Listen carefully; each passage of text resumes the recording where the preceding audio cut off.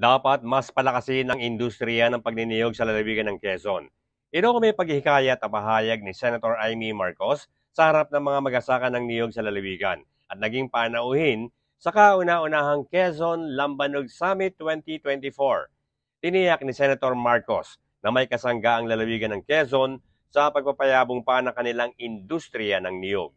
Kaya kinakailangan na talagang paunlakin at siguraduhin natin ang coconut industry roadmap.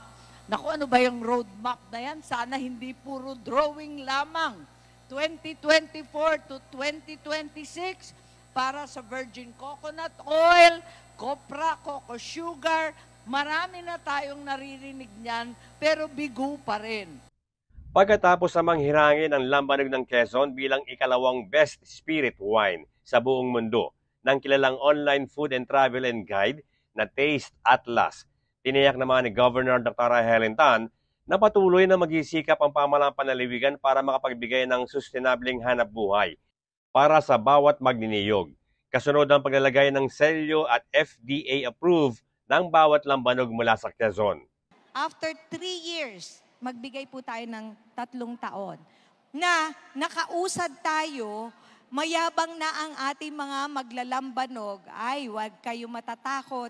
Ito po ay FDA approved. Lalagyan po namin ng selyo ng atin pong logo ng probinsya.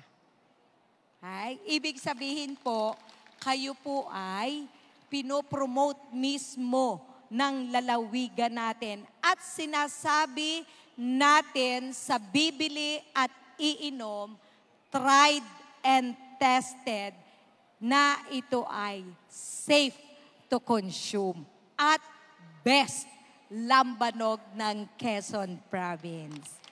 Bert Abrigo nag-uulat para sa DZDG 96.7 Destiny Radio at your service.